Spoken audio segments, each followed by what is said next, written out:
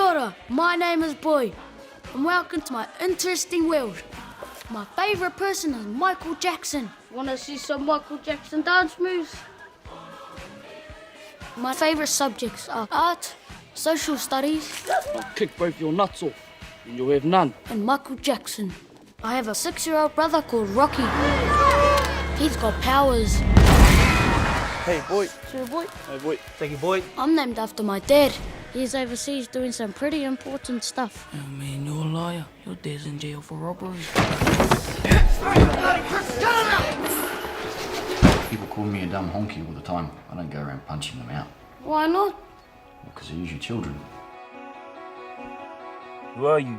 Boy. Alright. I'm your dad. Oh. Think you can handle having the Incredible Hulk for a daddy? How long is he here for? Don't know. No, she was my dad. What he's looking for? Treasure. Can you stop calling me Dad? Sounds weird. I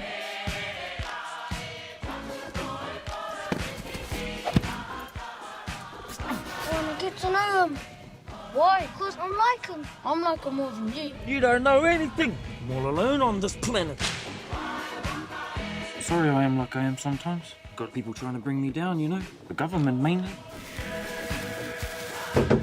No apple Jervis? You got a girlfriend. There's this girl that really likes me a lot, but I don't know if I want to, get involved. Well, don't get her pregnant, that's all.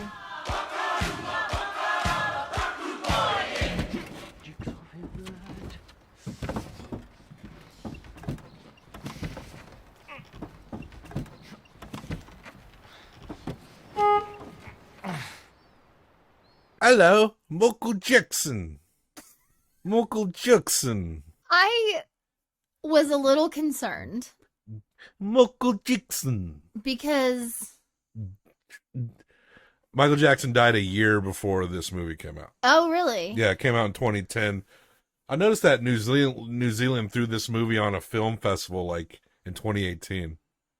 So, What but I was happened like, in wait, it's 2018? an Is that 8-year-old. when What We Do in the Shadows came out or something? No, I don't know. Or he did the Marvel movie? This is Movie Humpers. I'm Bob Sham. I'm Angela. The sound you hear are dogs. The weird sounds you might hear are dogs. Uh-huh. And we watched Boy. Taika Waititi's, I believe it's his first feature film made, and specifically it's a New Zealand film.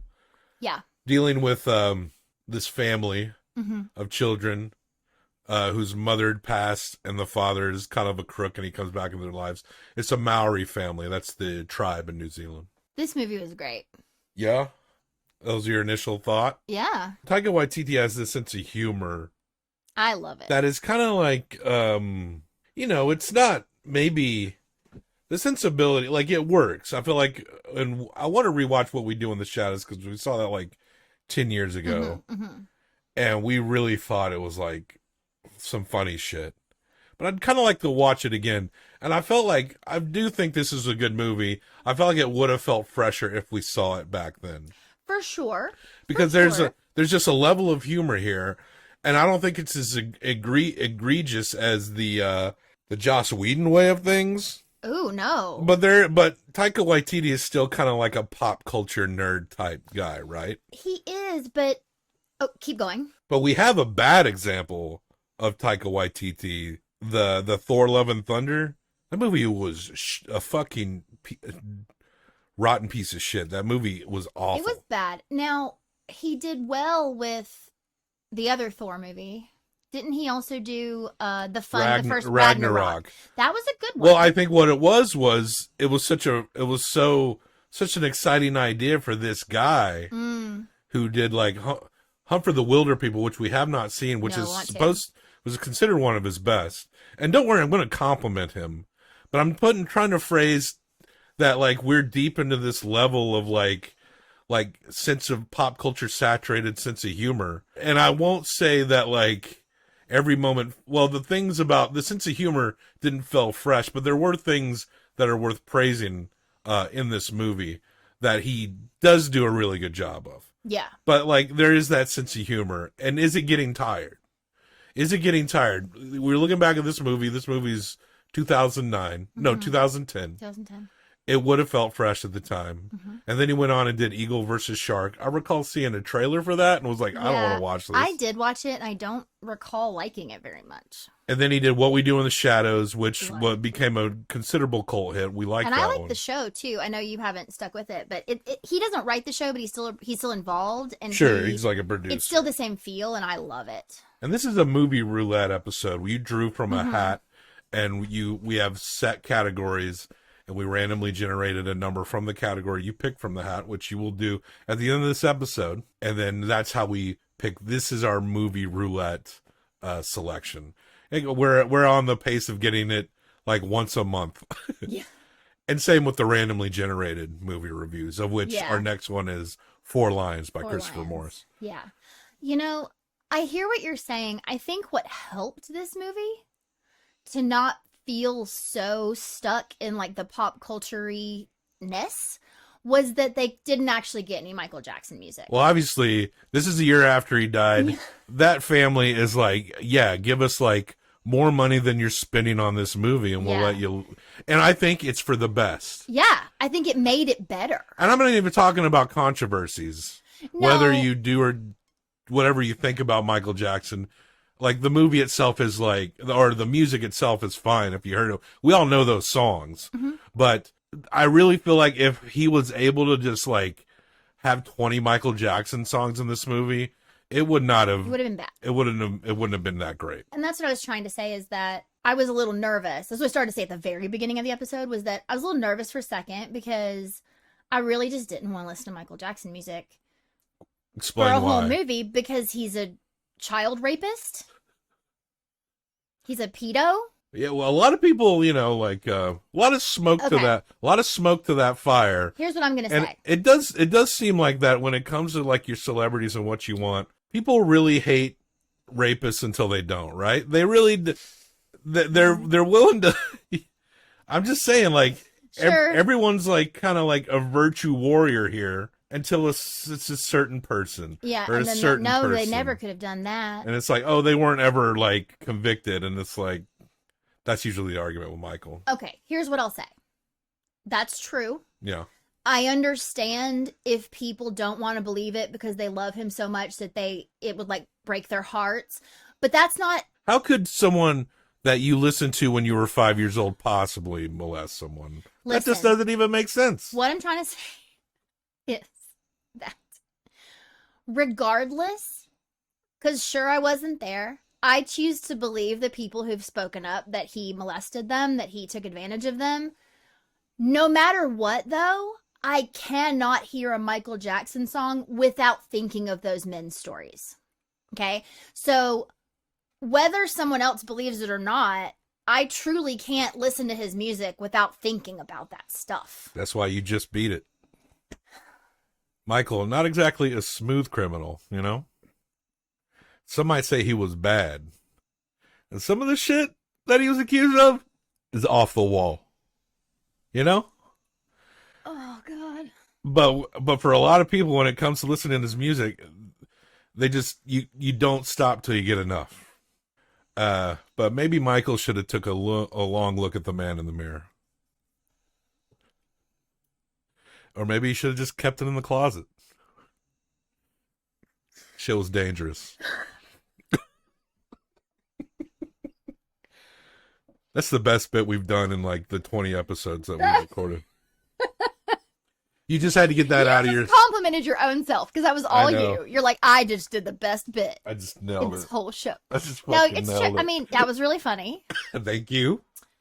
But I'm just, stating for the record that had this been more actually Michael Jackson heavy, I would have hated it. Here's what worked for me, was that it was very much this idea of just like a kid loving something bigger than himself and different from himself, and this sort of idea that, like, if he were to get to go see Michael Jackson, it would mean that like he was doing well. I was worried. Or something, you know, like he imagines also his dad is like Michael Jackson. Yeah, there wasn't some goal where he was going to go to, I don't know, have to go down to Auckland to go see a Michael Jackson. Right, and then there's going to be some weird person pretending to be Michael Jackson on a stage with like some wig. Like, I didn't want to fucking see that shit. Thank goodness, yeah. That's what I was nervous about. But the fact that it was just this little boy who liked this person, honestly, the way the story was told, there was some like clothing that referenced Michael Jackson stuff, but it could have as easily been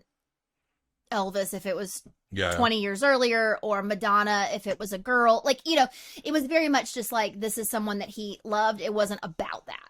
It was a recurring, but whatever. But anyway, I loved that they didn't have a single Michael Jackson song. That made it better because it didn't steep it so heavily in that. Remember in Ghost? Yes. Where Whoopi Goldberg, the medium, allows Patrick Swayze to... Yes. Whoopi knows he's there. She lets Patrick Swayze... possesses her. And he talks to her. Yeah. I can speak to the dead, too. And there's a certain celebrity we've been discussing. Bobby, please. You don't want to talk to him? Do you want me to ever have sex with you again? You're like... If Michael Jackson possesses my body, you're never going to have sex with me again. I'm just trying to say to you that there's a strong possibility that whatever impression you're about to do is going to dry up my vagina like the fucking Sahara Desert. Well, it ain't designed to get it wet. You think I'm trying to get it wet? No, but I'm just saying it might get so dry that it's never going to work again. You might break it. Like it'll tighten up and I can't do anything. Go ahead. All right. Hey, Angela, it's me, Michael, in your husband's body. First, I want to compliment his genitalia. It's a good size. Angela, now I heard there's some... I'm not laughing, I'm crying. I heard there's some accusations that you're troubled with. Is there any questions you'd like to ask me? No, I don't want to talk to you. You don't want to ask me if I committed these crimes? No. You don't want to ask that? I'll answer honestly. You're not going to ask me? I'm afraid of what you're going to say. Just ask. You never know. I'm in heaven now. Oh, are you? I mean, that's what they told me. It looks like a Costco. Did you do it? Yeah. Mm-hmm. Oh, he's gone. He's gone. There you have it, folks. I know a lot of people were defending him. I get the emotional connection. I'm not mad at you for defending him, especially during that Documenteers episode about the documentary, that young girl who was constantly being like, he didn't do it. I wasn't mad at you. But now we know, like from the man himself, ghost style, that he did it. Or he was impotent from all the shit that his father gave him. There's also that. But you don't have to get boners to molest kids. So, like, all right, let's talk about Boy. I will say also about Boy that another reason it didn't feel as, like, steeped in the pop culture of the 80s for me was that it didn't feel dated. No. You know, like we've been watching these like slapstick comedies that feel very dated because they're constantly referencing things that are happening right now. And this movie did not actually do that. Aside from the kid liking... Maybe having a shirt that said like, had old video games names on it. People wear those now. So that doesn't feel old. But maybe that's because we're too steeped in it now. I'm literally wearing like 80s style gym shorts right now. Let me give an outline of this movie. This kid Boy and his brother Rocky, who thinks he has superpowers. They live with his nana. His mother had died and his father got locked up. And he actually lives with a bunch of cousins and stuff, like a bunch of kids. His aunt lives there too, but she does like 20 jobs in the town, so she's never home. They got they live with a cousin named Chardonnay and like a couple other kids named Dynasty and Falcon Crest. Yes. So there's that pop culture thing where they're just named after Isn't 80s it like soap Dallas operas. Dynasty and Falcon Crest? Yeah, I think so. Yeah. And so good. he's just he loves Michael Jackson, but it's not really like all about that. But he's just a kid going about life in this little community that's dominated with Maori indigenous people. And one day his father kind of comes back into his life, and he kind of has these memories of his father, but we later realize that a lot of what he thought happened was just kind of like emotional projection. It was. And the father's played by Taika Waititi, and he's just kind of like a loser. He acts like he's in a gang. He hangs out with a couple of these like other New Zealander guys, one white boy, another Maori guy, and here's a compliment off the top that Taika Waititi, you know, his character was kind of a dirtbag, but he did not outshine these kids. No. Like, not at all. No. The cast, let me go through the cast. Written by Taika Waititi, directed by Taika Waititi, starring James Rolleston, Aho Eketone-Whitu. Taika Waititi stars in it, Ricky Lee Wapuka-Russell. And James Rolleston, who played Boy, so good, was apparently on his way up, and I had read, setting up for this show, that he was in a bad car accident, and he had brain injuries. Oh, God. So he took several years to he was starring in New Zealand, critically acclaimed New Zealand movies. There's a few more. He actually looked familiar to me. Like, we may have seen him before. And he was in a bad wreck, and it kind of set him back. So I don't know what his status is, but he had to go through like a long road of physical and mental recovery. Like, he had a brain injury. So a young actor who was really on the up got set back real hard and he absolutely did a fantastic job in this role. He was so good in this. There was not a single person who did not help carry this movie. Every single one of them was amazing. And you're right, he did not outshine these kids. And he played this character, because you did call him a dirtbag, but he's one of those like charming dirtbags. Sure. Where you can actually kind of be like wrapped up in him. And we've all known people like this, right? Who, you know, maybe you're kind of like a little like a vagabond, and they're kind of like all over the place, and they're not really reliable, but when they're in front of you, you feel like you're the only person that matters in the entire world. But then, like, the next morning, they're a shithead. But you know, but in a way, they have a charm, but they also seem so inept that they seem harmless. Yes, there is that part where it's like, yeah, even when he does something bad, it's like, well, he's just kind of dumb. So. And he has these moments where he's trying to look cool in front of the kids that Boy hangs out with. And Rocky, this little boy, and he doesn't, their mother died when Rocky was born. Right, and the reason he thinks he has superpowers is because that's what Boy told him. Boy told him that the reason their mom died was that he was too powerful, and she couldn't handle it. I loved Rocky. I loved Rocky. I loved Rocky. Rocky's never met his dad. But until now.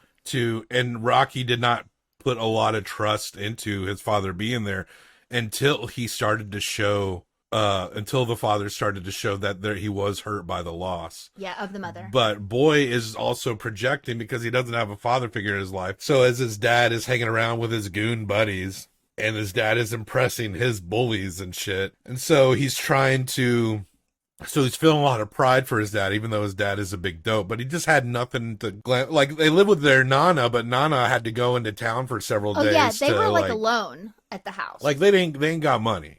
So she had to go and do a bunch of shit to come back and help the he was kids. Basically taking care of the whole house. So Boy is kind of like really thirsty for that father figure, but the Taika Waititi's father character is like pushing back in these subtle ways.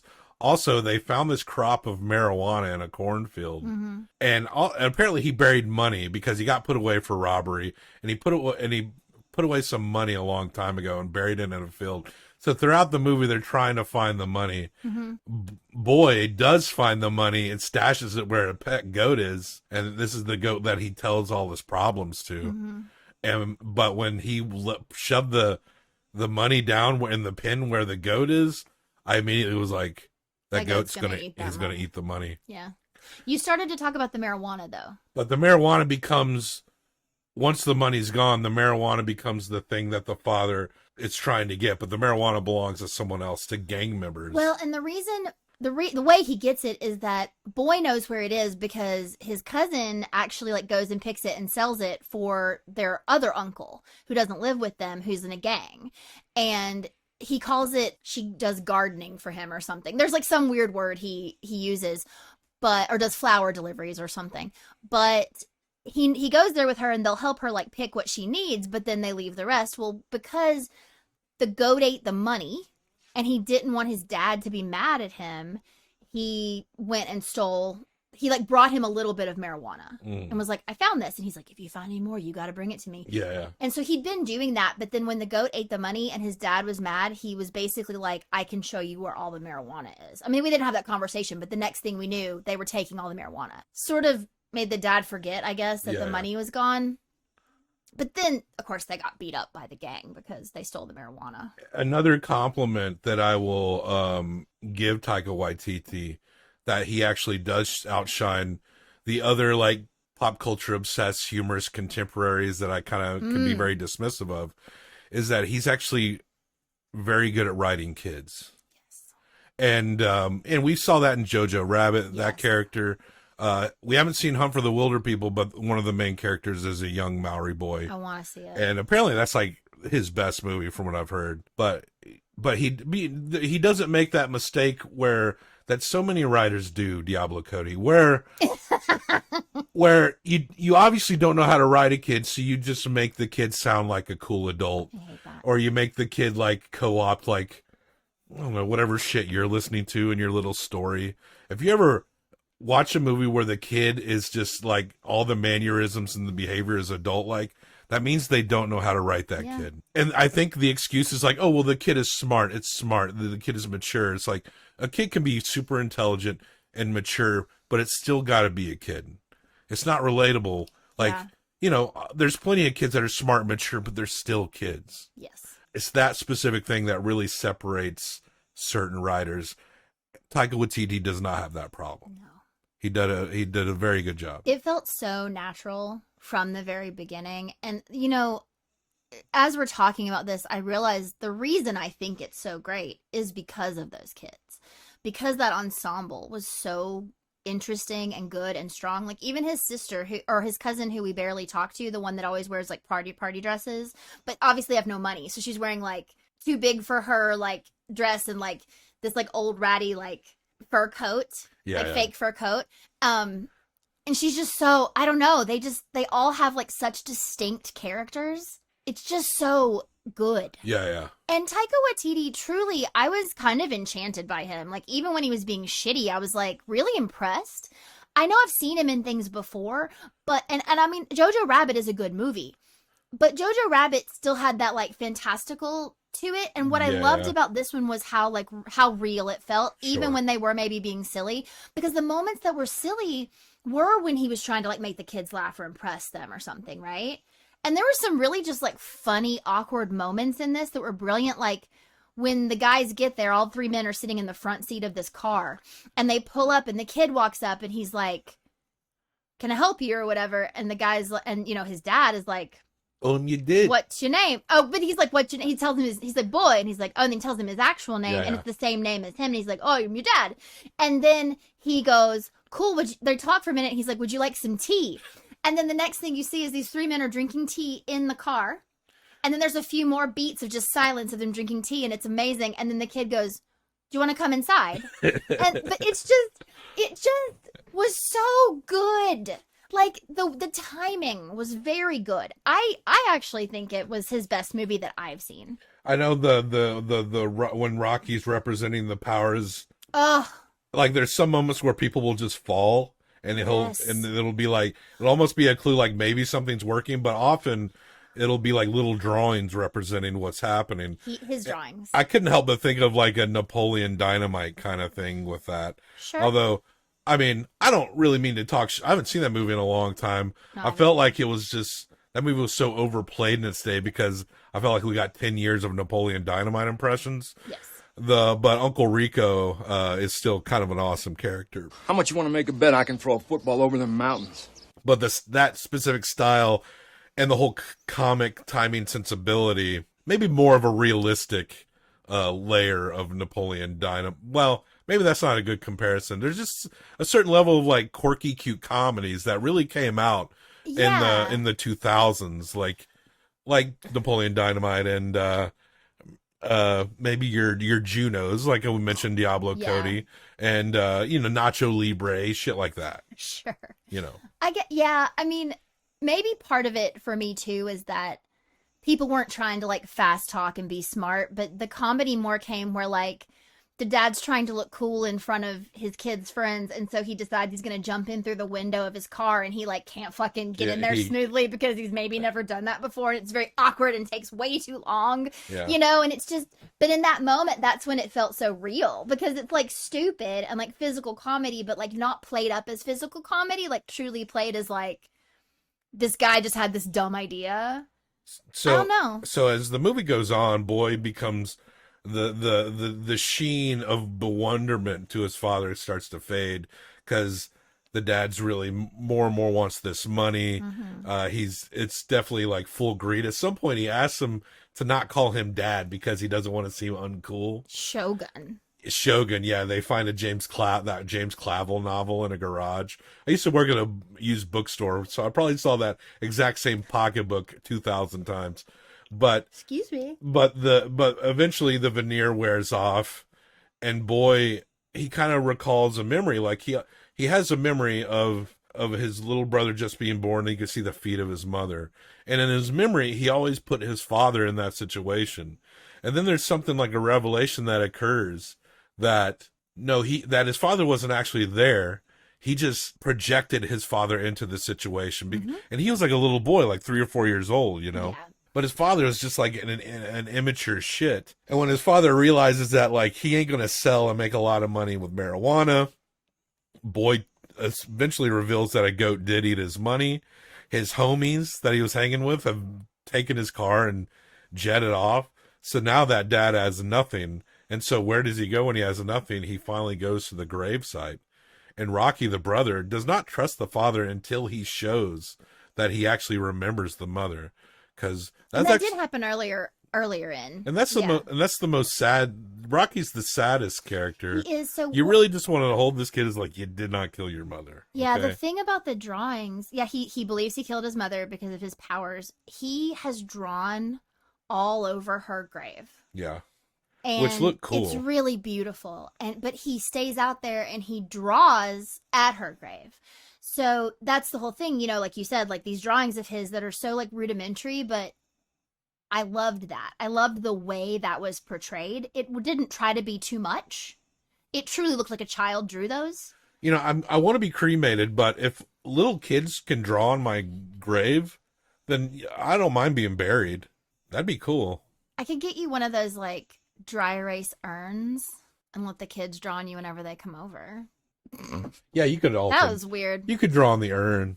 Yeah. Just like draw boners and like curse words on it. Sure. But yeah, that really got to me. That really got to me, the kid did. And you know, there were moments where you could tell that the dad was trying to connect with Rocky, but you know, doesn't really know how, and it's easy with Boy because Boy idolizes him. Yeah, he's so eager. And then when Rocky does start warming up to the dad, it's also kind of when that sheen is wearing off a little bit. And it's almost like he's mad that now Rocky is there. He's like, get out of here. Like, I'm in the gang with dad, you know? And there's this kind of jealousy, but Rocky's like, no, I kind of like him. I think he's okay. The movie pretty much ends on a point where, you know, Nana comes back home, and when the dad has nothing left and all his friends are gone, then he doesn't have this particular moment where he like stands up and he's like, okay, I'm ready to be a father now. It just kind of alludes that like, now that there's nothing else, it's kind of where he belongs. It just quietly is like, it doesn't go into like some montage where he's suddenly being a great dad. It's almost like the end of the movie is the start of him actually being a dad. Actually trying to do this right. Yeah, because what was so strong for me in that moment was that Boy had already made up a whole story for Rocky as to where their dad had gone, because when he walked away that day, Boy just thought he was never going to come back. He thought, oh, he's gone forever again. So he had already made up this whole story for Rocky about how his dad was going to do ninja training because he was going to be now like this huge martial arts person and was going to like come back and get them one day and all this. And then they walk up to the grave and they see their dad just sitting there, and he was just wearing clothes. He had ripped his like gang thing off his jacket, which is the other reason they thought he left, because his shit was all torn apart. And yeah, he was just there. Yeah. And when they all just looked at each other, and Boy came in, because that's the other thing, is Boy usually didn't go into the grave with Rocky. He would stand outside and tell Rocky to get out of there. Mm. And so then it was like all of these men are finally together, finally grieving this woman properly. You know, movies are hard to make, you know, and it's definitely a first feature film you can be proud of here for sure. Absolutely. What little, we haven't seen all of his movies, but there's a couple that might edge it out in concept or pure comedy execution. But there is something nice here. I will say, I think most people, like after the movie ended and you got that little dance scene with everyone, I know a lot of people would think that was cute, but I honestly thought it kind of like took away a little bit from the ending emotional beat. It really doesn't take that much from the movie, but it just felt like something that was just like, oh, okay. I didn't mind it. I get it. They're just having fun. For me, it just didn't need to be there. So, but we're gonna hump this movie. Cool. We're not gonna be like Michael Jackson and hump like any of the kids. We'll hump Taika Waititi. I'm so glad to not talk about this anymore. We'll hump Taika Waititi. Yeah, totally. I heard he gets out there and swings it a bit. Oh, really? I've heard that about him. You know, I just realized I forgot my point on his Thor movies. Oh. Thor Ragnarok, it seemed like kind of like an inspired idea to get him particularly to make this movie. Mm-hmm. And that movie did seem fun. Mm-hmm. But then he's got to follow it up. And all the inspiration was used in the first movie. Mm-hmm. And Thor Love and Thunder just felt like a dead horse beaten version of a Taika Waititi superhero movie. So you got one that worked and the other one, it's just a fine example of how that same person can just kind of like suddenly become a bad imitation of themselves. Mm-hmm. And totally. And I don't think that's going to kill Waititi. I'm sure he's got more good movies in him. But boy, was Love and Thunder a shit-ass movie, man. Whew. Hopefully in the machine that is Hollywood, the fact that he did that is going to open up some other opportunity for him to do something good. Okay, you're going to give it 1 through 5. I'm going to give it 1 through 5. Okay. Go ahead. 4.5. Wow. I think Boy is about as solid a 4-star movie as you can possibly get. Totally fair. And you went kind of high. I almost would have went to 4.25 because the child roles are great. I almost did too. But because of the Michael Jackson of it. But it's all right. That's not his fault. Michael he didn't Jackson. know then. They didn't know then. The accusations go back to the 90s. As we sit here today, do you still think that it's acceptable to share your bed with children? Of course. Of course. Why not? Michael Jackson admitted to sleeping in the bed with children that I'm going weren't to give it a his. 4. Did you just drop it? Because I said Don't that? keep talking. It'll go lower. I'm just kidding. You're going to go down to a 1 if I keep... No. Are you really a 4? No. Okay. So 4.5. I loved it. Okay. I thought it was really good. So 8.5, Boy is an A-tier movie. So let me pull that shit up. Hold on. People who watch the show love to watch me just type very slowly and say out what I'm typing. It's the best part of the podcast. I didn't do a lot of talking then before I gave my answer, and you gave yours real quick too. Usually we talk during this part, but are you there? Am I there? Yeah, did you get there? What do you mean? To the list. Yes, I am. So let me pull it up. Kaboom. A tier. Now, the question is, with my 4 and your 4.5, it gives it an 8.5. Yes.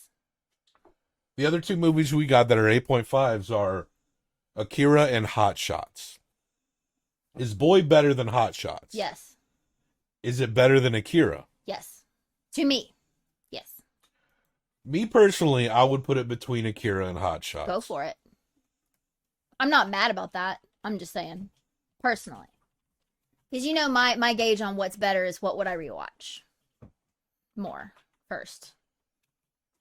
Because if it has the same score for whatever reason, ultimately just what did you enjoy most? I think ultimately it's which is the whole thing. It's more thoughtful. It deserves to be above Hot Shots just because it's more thoughtful. Mm-hmm. But Akira is more of a game changer than Boy was. Oh, I mean, sure. Boy is a game changer for Taika Waititi.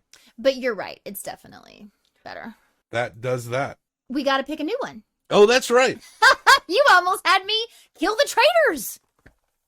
All right, I'm sorry if that spiked. I've been trying to not be excited. I got my Nashville. So she's gonna draw a predetermined category that I made lists of, and then we're gonna randomly generate a number within the category, and that's what we're gonna watch. So pluck out of the Nashville sounds hat. Can't be the same one as before. I took out the last one. Okay. All right, here we go. Dun dun dun dun. Caught in a Bad Romance. Yeah. Maybe not the coolest title I came up with. Not how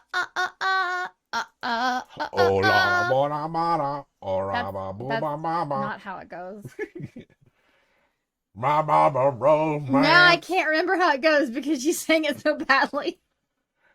I want your pussy. I want your big dick. Roma, All something gaga. Want your bad romance. I want your big old dick. No. That's what she's talking about. No, that's the Disco Stick song. I want to take a ride on your disco stick. Yeah. Quite a long category. I'm showing, here, I'll pull it up so people can see it. I have 92 offbeat romance and bad relationship movies. So I'm going to random number generator, 1 to 92. Randomly generating. Here we go. 65. Let's go to the list. I'm nervous. Why am I nervous?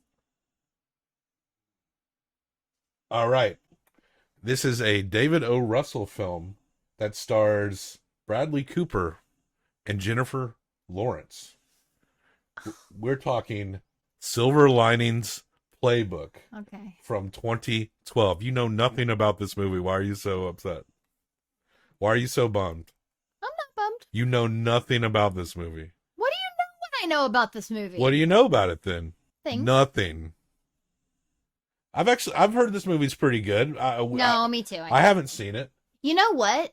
This was another one of those movies that everyone was so jazzed about that I was like, there's no way it's good. Like, there's no way it's as good as people are saying it is. And so I never watched it. I think David O. Russell did I Heart Huckabees. I think he did that movie. I think that was him.